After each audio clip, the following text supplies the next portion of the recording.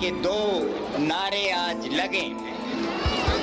दो नारा अगर आप लगाएं तो वही असली नारा है आज देश की जरूरत के मुताबिक। एक तो जय जवान का और दूसरा जय किसान का। ये दो नारे मैं समझता हूँ कि आज हमारे देश के लिए जरूरी है। एक जय जवान और एक जय किसान, और फिर उसी से सारे देश का एक जय हिंद का नारा लगता है। नाजरीन आदाब। हिंदुस्तानी सियासत पर अपनी ईमानदारी की गहरी छाप छोड़ने वाले साबिक वज़ीर आज़म लाल बहादुर शास्त्री जी की यौम पैदाइश पर मबनी हमारी ख़ास पेशकश हिंद का लाल में आप सभी का खैर मक़दम है।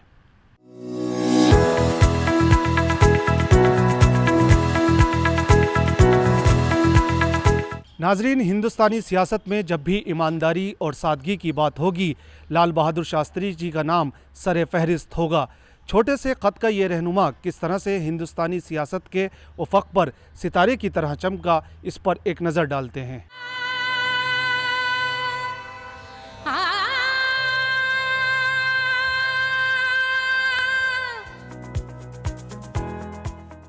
दुनिया के अजीम मुल्कों में शुमार हमारे मुल्क हिंदुस्तान में ऐसी शख्सियात जलवा अफरोज हुई हैं जिन्होंने इस मुल्क को आजादी दिलाने से लेकर तामीर और तरक्की में जो कारहाय नुमाया अंजाम दिया है वो तारीख के सुनहरे बाब का हिस्सा है। महात्मा गांधी और सरदार वल्लभ भाई पटेल ने जहां इस मुल्क में अपनी क़यादत और जहानत से एक नई सुबह का आगाज किया, वहीं अपनी सादगी और ईमानदाराना क़यादत से हर शहरी के दिल में खास जगह बनाने वाली शख्सियत का नाम है भारत रत्न लाल बहादुर शास्त्री। हिंदुस्तानी सियासत में जब भी सादगी और ईमानदारी की बात होगी, लाल बहादुर शास्त्री का नाम सर फहरिस्त होगा। लेकिन सादगी उनकी शख्सियत का महज एक पहलू था। बहरानों को हल करने और सख्त फ़ैसला लेने की उनकी सलाहियत ने उन्हें दूसरे सियासतदानों से मुख्तलिफ बना दिया था। शास्त्री जी को आज हम याद कर रहे हैं। माटी के इस लाल को आज पूरा मुल्क खराज अक़ीदत पेश कर रहा है, और उनकी शख्सियत को और नज़दीक से जानने के लिए हमारे साथ मौजूद हैं उनके सबसे बड़े साहबजादे अनिल शास्त्री जी। अनिल शास्त्री जी, आपका खैर मक़दम है हमारे इस प्रोग्राम में। शुक्रिया। लाल बहादुर शास्त्री जी आपके दो पिता थे, किस तरह से आज आप उनको याद करेंगे? लाल बहादुर शास्त्री जी मेरे वालिद थे, और इस बात का मुझे गर्व है। और मैं जहाँ पे भी जाता हूँ तो मेरा जब भी परिचय कराया जाता है तो लाल बहादुर शास्त्री के बेटे के रूप में पहले कराया जाता है, फिर किसी राजनेता के रूप में कराया जाता है। तो आज के दिन 1904 में लाल बहादुर शास्त्री का जन्म एक बहुत ही गरीब परिवार में हुआ, और उनके वालिद का इंतकाल हुआ जब वो केवल 1.5 साल के थे।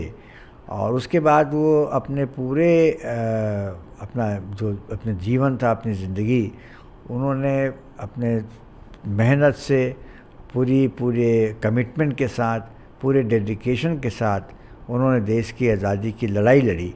और देश आज़ाद होने के बाद पहले वो उत्तर प्रदेश में और बाद में फिर यहाँ केंद्र में वो मंत्री हुए, और 1964 में वो भारत के हिंदुस्तान के वज़ीर आज़म बने। उनके जीवन से हम लोग बहुत सी चीज़ें सीखते हैं। उनकी सरलता, सादगी। वे जब छात्र थे तो अपने घर से डिग्री कॉलेज की डिग्री प्राप्त करने के लिए वह पूरी गंगा नदी को तैर करके शिक्षा प्राप्त करने के लिए आते थे। ऐसे महान व्यक्ति हमारे प्रधानमंत्री रहे। उन्होंने जय जवान और जय किसान, किसानों की भी बात कही, और जो हमारे बॉर्डर पे लड़ रहे जो हमारे देश के सैनिक हैं उनके बारे में भी हम सबको जागरूक किया। और यह जो उनका लोकप्रिय नारा था वह सबके लिए संवेदनशील भी था, और आज भी हम लोग जवानों के प्रति और कृषकों के प्रति अपना विशेष आदर और विशेष सम्मान करते हैं। लाल बहादुर शास्त्री मुल्क के दूसरे वजीर आजम थे जिन्होंने मुश्किल हालात में मुल्क की क़यादत की। जब गैर मुल्की अफवाज और दुश्मनों ने हम पर गलबा हासिल करने की कोशिश की तो उन्होंने जय जवान जय किसान के नारे के साथ हिंदुस्तान को मुत्तहिद किया।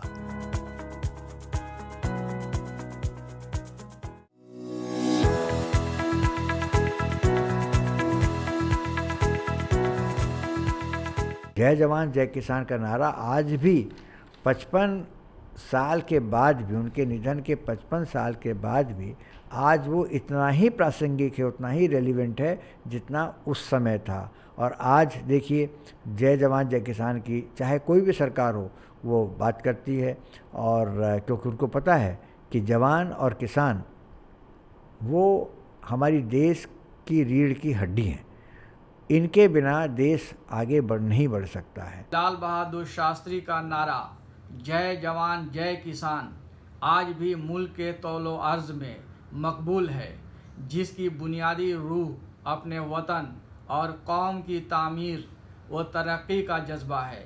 उन्होंने एक तरफ जहां हिंदुस्तानी फ़ौज की हौसला अफजाई की, वहीं मुल्क को ग़ज़ाई अजनास फराहम करने वाले किसानों को भी खराज तहसीन पेश किया है और उनकी हिम्मत बढ़ाई। चुनांचा देश भर में सब्ज़ इनकलाब बर्पा हो गया और ग़ज़ाई अजनास की पैदावार में गैर मामूली इजाफ़ा हुआ। मोदी जी की हुकूमत भी उन्हीं के बताए हुए रास्ते पर चलते हुए दोनों महाजों पर काबिल कद्र काम कर रही है, और जहां इस हुकूमत में हिंदुस्तानी फ़ौज के वक़ार में इजाफ़ा हुआ है, वहीं किसानों की तरक्की व खुशहाली के लिए भी इस हुकूमत ने अहम इक़दाम किए हैं। मैं एक बात और बताना चाहता हूँ, बहुत कम लोगों को इस बात का पता है कि जो MSP है, मिनिमम सपोर्ट प्राइस, ये लाल बहादुर शास्त्री जी जब देश के प्रधानमंत्री बने 1964 में, तब इसको लागू किया गया था, क्योंकि शास्त्री जी किसानों के दुख दर्द को समझते थे। लोग लाल बहादुर शास्त्री को एक ऐसे रहनुमा के तौर पर याद करते हैं जिसकी शख्सियत बेदाग थी। महात्मा गांधी की सालगिरह यानी 2 अक्टूबर को पैदा होने वाले लाल बहादुर शास्त्री में लोग गांधी जी की झलक देखते थे।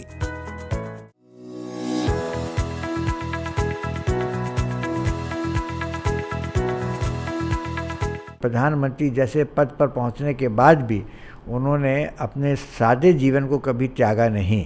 जो सादा जीवन व्यतीत करते थे, विदेश भी गए तो वही धोती पहनते थे तो यहाँ पहना करते थे, और गांधी जी के वो सच्चे मायने में अनुयायी थे। हर बात उनकी कोशिश करते थे अपने जीवन में उतारने की। और जब वो प्रधानमंत्री के शपथ लेके यहाँ घर पे आए, ये उस समय प्रधानमंत्री निवास था, प्राइम मिनिस्टर्स हाउस था जहाँ इस समय हम बैठे हुए हैं, तो वहाँ पे आए तो जैसे मैंने कहा 15-16 वर्ष का था, मैंने कहा आपको अपने सोने वाले बेडरूम में, सोने वाले कमरे में आपको कालीन बिछवा लेनी चाहिए। तो उन्होंने कहा कि ऐसा क्यों कह रहे हो बेटे? तो मैंने कहा इसलिए कह रहा हूँ कि अब आप देश के प्रधानमंत्री हो गए हैं, वज़ीर आज़म हो गए हैं, आप प्राइम मिनिस्टर हैं, आपके कमरे में कालीन होनी चाहिए। तो मेरे वालिद साहब का यही जवाब था कि बेटे, हमारे मुल्क में हज़ारों लाखों लोग हैं जिनके पास रहने के लिए मकान नहीं है, और वो खुली आसमान के नीचे सोते हैं। और वो मुझको तस्वीरें दिखाई बम्बई की और कई जगहों की, कलकत्ता की, जहाँ लोग जो हैं गरीब वो सड़कों पे सो रहे हैं। और उन्होंने कहा कि ऐसे मुल्क के वज़ीर आज़म के कमरे में कालीन बिछ गई तो मुझे नींद नहीं आएगी, और उन्होंने कालीन बिछवाने से मना कर दिया। जय जवान जय किसान के नारे की जो बात हम करते हैं, आज उसकी आवश्यकता नहीं, वो तो 1965 से भी ज़्यादा आवश्यकता जब शास्त्री ने उस नारे को दिया था, उससे भी ज़्यादा अब देश को ज़रूरत है इसकी। और मेरा ये कहना है कि जो भी सरकारें आई उन्होंने सब इस नारे को बुलंदी पर ले जाने की बात की, लेकिन आज वर्तमान सरकार नरेंद्र मोदी जी के प्रधानमंत्रित्व काल में जय जवान और जय किसान को बहुत ज़्यादा महत्व देने की बात है। और मैं समझता हूँ कि काफ़ी अच्छी स्तर तक इसकी आवश्यकता जो है वो धरातल पर दिखाई देती है, और लगता है कि जवानों की जय जयकार के साथ किसानों की भी जय जयकार एक स्वर में पूरा देश आज कर रहा है। छोटे कद और सांवले रंगत को देखकर कई बार लोग उन्हें बहुत कमजोर समझते थे, लेकिन उन्होंने हमेशा अपने इरादे जाहिर किए कि वो कितने पुरज़्म हैं। लाल बहादुर शास्त्री की तालीम हरीश चंद्र हाई स्कूल और काशी पीठ में हुई थी और यहाँ पोस्ट ग्रेजुएट इम्तिहान पास करने के बाद उन्हें शास्त्री के लक़ब से नवाजा गया था। इसके बाद वो भरत सेवक संघ में शामिल हुए। यहीं से उनकी सियासी जिंदगी का आगाज हुआ। लाल बहादुर शास्त्री की उम्र उस वक्त 16 बरस की थी जब गांधी जी ने अहले वतन को अदम ताउन की तहरीक में शरीक होने का नारा दिया। उन्होंने महात्मा गांधी की दावत पर फौरी तौर पर अपनी तालीम तर्क करने का फैसला कर लिया। उनके इस फैसले ने उनकी वालिदा के ख्वाबों को शर्मिंदा ताबीर न होने दिया। जो लोग भी उनसे करीब थे वो अच्छी तरह जानते थे कि एक मर्तबा जब वो कोई फैसला कर लेते थे तो फिर उसको तब्दील नहीं करते थे, क्योंकि उनके नरम जाहिर के पीछे उनकी शख्सियत में एक चट्टान जैसा पक्का इरादा मुज़मिर था। जिस झंडे के नीचे हम आप खड़े हैं और आज बैठे हैं, आज इसकी हिफाजत और इसकी रक्षा का सवाल, इसकी शान बनाए रखना है।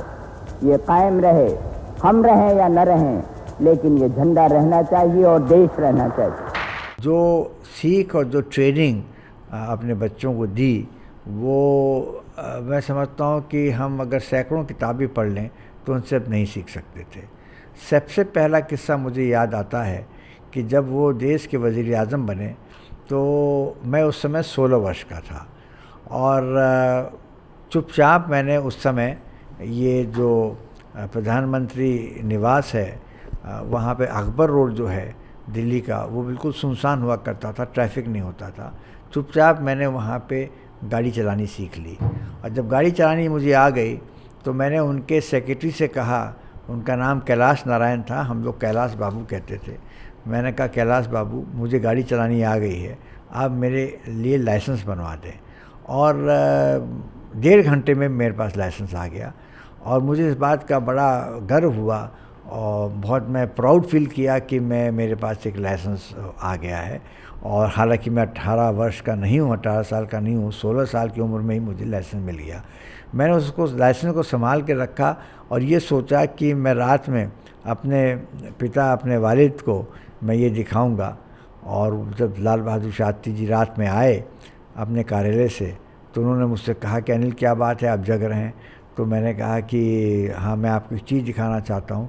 मैंने वो ड्राइविंग लाइसेंस उनको दिखाया, उन्होंने मेरी तरफ देखा और देख के उन्होंने मुझसे ये कहा कि ये ड्राइविंग लाइसेंस आपको कैसे मिल गया, आप 18 साल के तो हैं नहीं।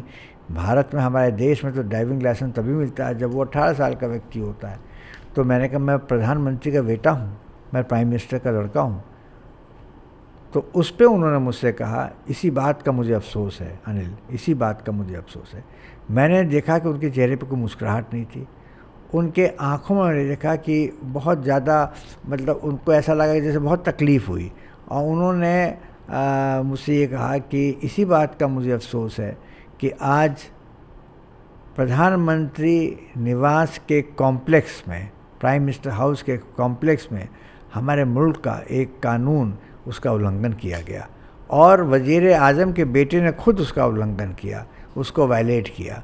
और जैसे ही उन्होंने ये बात कही मैं फूट फूट के रोने लगा। उन्होंने कहा मैंने तो कुछ कहा ही नहीं, मैं तो ना डांटा ना फटकारा।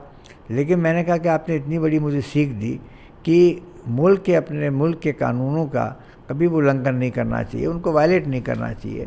और उसके बाद उन्होंने अपने सेक्रेटरी को बुलाया, वो लाइसेंस उन्होंने वापस करवाया और उन्होंने मुझे एक बात बताई कि कोशिश करना ज़िंदगी में, अपने जीवन में हमेशा, कि जहाँ तक हो सके हमारे देश के जो कानून और कायदे हैं उनका पालन होना चाहिए, उनको तुम पूरी तरह से उसको मानो, उसको निभाओ। 1930 में महात्मा गांधी ने दांडी में साहिल समंदर का सफर तय करके साम्राज्य नमक कानून को तोड़ा। इस अलामती कदम ने पूरे मुल्क को बेदार कर दिया।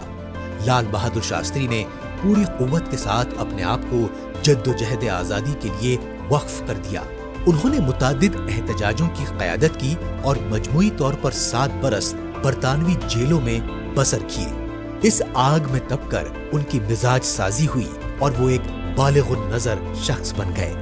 1951 में शास्त्री जी दिल्ली मुंतकिल हो गए और मरकजी काबीना में उन्हें मुतादिद कलमदान दिए गए और उन्होंने मुख्तलिफ वजारतों में अपनी खिदमात अंजाम दी।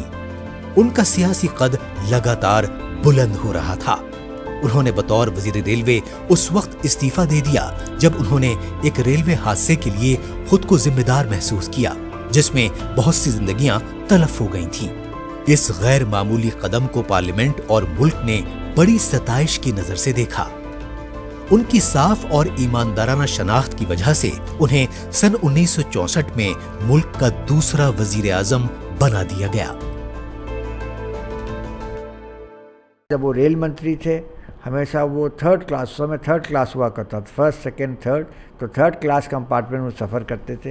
यहाँ इसी म्यूज़ियम में, इसी संग्रहालय में आप वो तस्वीर देखेंगे कि वो थर्ड क्लास डब्बे में रेल मंत्री के हैसियत से वो खड़े हुए हैं। तो वो उनके जो आज उनकी सादगी थी, उनकी जो ईमानदारी थी, उनकी जो हिम्मत थी, वो आज लोग याद करते हैं।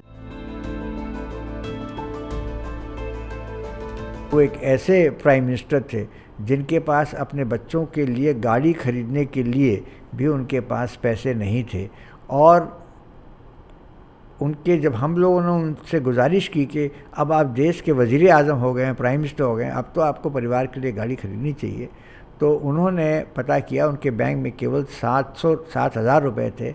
फिएट कार उसमें 12,000 की थी। 5,000 रुपये का उन्होंने पंजाब नेशनल बैंक से कर्ज़ लिया और उनका इंतकाल हो गया। वो कर्ज़ वो अदा नहीं कर पाए, लेकिन मेरी माँ ने अपने पेंशन में से वो कर्ज़ को उन्होंने अदा किया और हमारे लिए ये बड़े गर्व की बात है कि वो गाड़ी जो है आज लाल बहादुर संग्रहालय, जहाँ इस समय मैं बैठा हुआ हूँ, लाल बहादुर शास्त्री संग्रहालय, ये संग्रहालय में उस गाड़ी को एग्ज़िबिट किया गया है, प्रदर्शित किया गया है और सैकड़ों की तादाद में लोग जो यहाँ आते हैं इस संग्रहालय को देखने, वो इस गाड़ी को देखने ज़रूर आते हैं।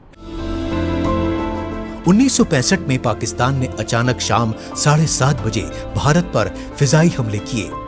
रिवायत के मुताबिक सदर ने एक हंगामी इजलास तलब किया जिसमें तीनों दिफाई अफवाज के सरबराहान और काबीना के मेंबर शामिल थे। तीनों अफवाज के सरबराहों ने पूछा, सर क्या हुक्म है? लाल बहादुर शास्त्री ने फौरन कहा, आप मुल्क की हिफाजत करें और मुझे बताएं कि हमें क्या करना है। लाल बहादुर शास्त्री ने इस जंग के दौरान कौम को एक बेहतर क़यादत फराहम की और जय जवान जय किसान का नारा लगाया। इस नारे से अवाम के हौसले बुलंद हुए और सब मुत्तहिद हो गए। ये जो स्वराज आया है उसे हम मजबूती से अपने पास रखेंगे ताकि कोई दूसरा हमारी तरफ टेढ़ी नज़र भी उठाकर देखे तो हम उसका पूरी तरह से मुकाबला कर सकें। मैं आपसे कहूँगा कि 2 नारे आज लगें। 2 नारा अगर आप लगाएं तो वही असली नारा है आज देश की ज़रूरत के मुताबिक। एक तो जय जवान का और दूसरा जय किसान का। ये 2 नारे मैं समझता हूँ कि आज हमारे देश के लिए ज़रूरी है। एक जय जवान और एक जय किसान, और फिर उसी से सारे देश का एक जय हिंद का नारा लगता है। तो मैं आपसे ये 3 नारे आपके सामने कहता हूँ, आपसे आशा करूँगा कि आप उसे दोहराएंगे। एक तो जय जवान, जय जवान, जय जवान, जय किसान, जय किसान, जय किसान, जय हिंद, जय हिंद, जय हिंद।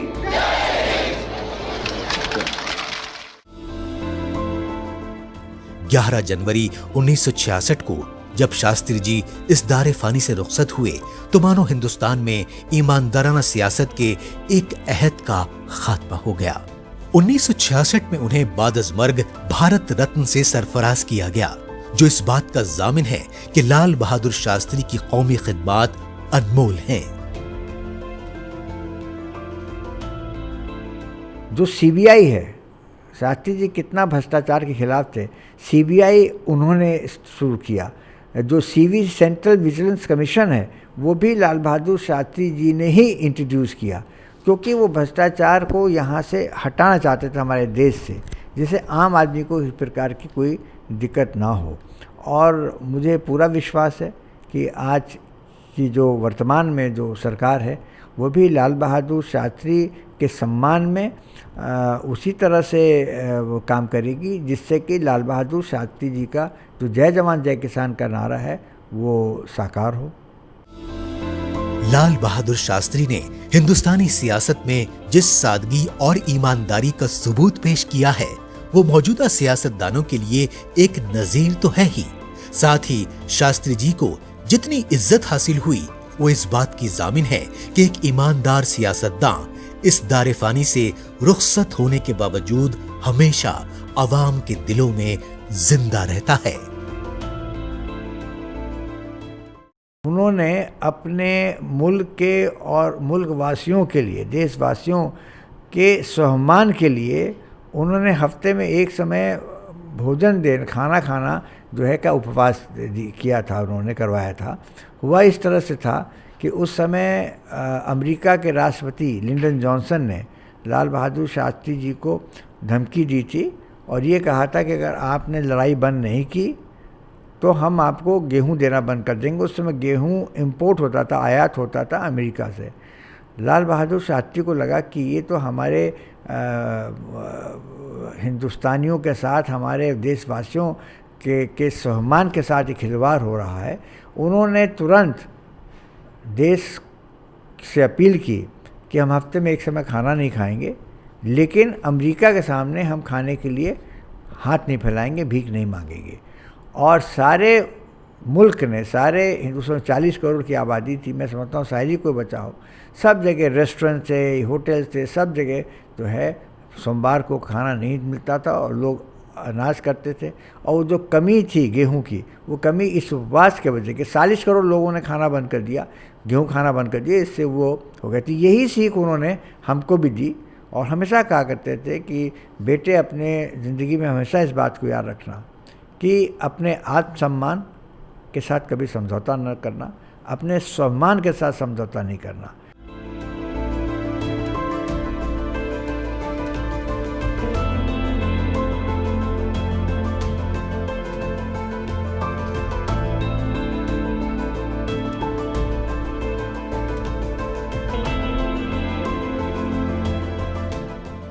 नाजरीन, लाल बहादुर शास्त्री जी के चाहने वाले उन्हें ऐसे रहनुमा के तौर पर याद करते हैं जिन पर आज तक कोई दाग नहीं लगा। महात्मा गांधी और सरदार पटेल ने जहां अपनी क़यादत और जहानत से इस मुल्क में एक नई सुबह का आगाज़ किया, वहीं जय जवान जय किसान का नारा देकर लाल बहादुर शास्त्री जी ने इस मुल्क को एक धागे में पिरोने का काम किया। उम्मीद करते हैं कि आज की हमारी ख़ास पेशकश आपको पसंद आई होगी। हमें दीजिए इजाज़त। खुदा हाफिज़। मैं आपसे कहूँगा कि 2 नारे आज लगें। 2 नारा अगर आप लगाएं तो वही असली नारा है आज देश की ज़रूरत के मुताबिक। एक तो जय जवान का और दूसरा जय किसान का। ये 2 नारे मैं समझता हूँ कि आज हमारे देश के लिए ज़रूरी है। एक जय जवान और एक जय किसान, और फिर उसी से सारे देश का एक जय हिंद का नारा।